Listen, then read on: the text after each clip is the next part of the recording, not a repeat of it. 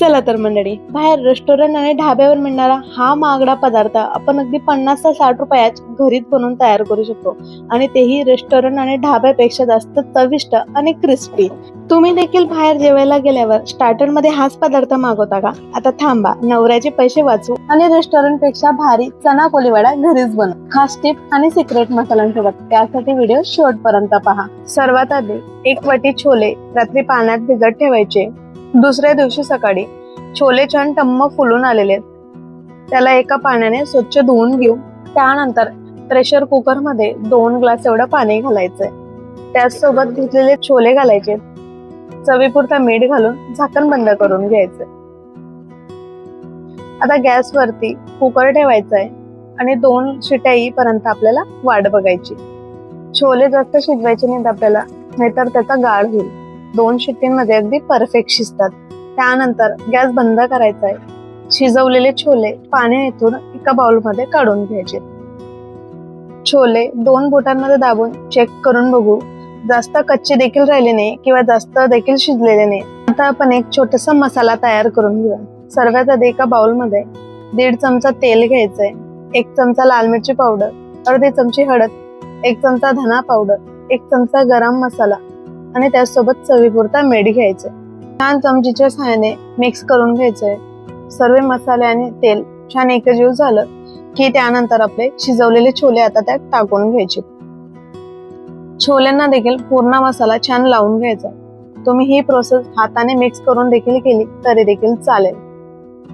सर्व मसाले आणि छोले एकजीव झालेत, त्यात आता घालायचंय अर्धी वाटी बेसन पीठ, 2 ते 3 चमचे एवढं तांदळाचं पीठ टाकून छान हाताने मिक्स करून घ्यायचंय। सर्व पीठ चण्यांना एकसारखं लागायला हवंय। त्यात आता हाताने थोडं पाण्याचा शिंपडा द्यायचाय। एक सोबत जास्त पाणी घालायचं नाहीये, फक्त शिंपडा द्यायचाय आणि छान आता मिक्स करून घ्यायचंय। चण्यावरती पिठांची छान एक कोटिंग तयार व्हायला पाहिजे एवढं त्याला छान मिक्स करायचंय। छान कोट झालं की त्यात आता आलं लसणाची पेस्ट टाकायची आणि पुन्हा आपल्याला मिक्स करून घ्यायचंय। आलं लसणाची पेस्ट पिठामध्ये घातल्यामुळे छान फ्लेवर येतो। आता आपल्याला गॅस ऑन करायचा आहे। कढई ठेवून त्यात आता तेल गरम करायला ठेवायचंय। तेल छान गरम झालं की आपल्याला त्यात एक एक करत असा छोले सोडायचे। जास्त एक सोबत घालायचे नाहीतर ते अगदी भजींसारखं एकमेकांना चिपकतील आणि क्रिस्पी होणार नाहीत। अगदी आपल्याला सुटसुटीत त्याला एक एक करत टाकायचे। गॅसची फ्लेम अगदी फुल असायला हवी, त्यामुळे चणे आपले छान क्रिस्पी होतात। जर लो ठेवली तर चणे तेल पितील आणि नरम पडतील काही वेळानंतर। जास्त वेळपर्यंत जर क्रिस्पी ठेवायचे तर चण्यांना आपल्याला फुल फ्लेम वरतीच तळायचे, कारण चणे आधीच ऑलरेडी शिजलेले असतात। छान मिक्स करायचंय आणि 2 ते 3 मिनिटापर्यंत आपल्याला चणे छान तळून घ्यायचे। आता त्याचा अजून फ्लेवर वाढवण्यासाठी इथं मी अख्ख्या लसणाच्या पाकळ्या फक्त थोड्याशा ठेचून घेतल्यात आणि त्या टाकते। त्यासोबत टाकल्यात हिरवी मिरची।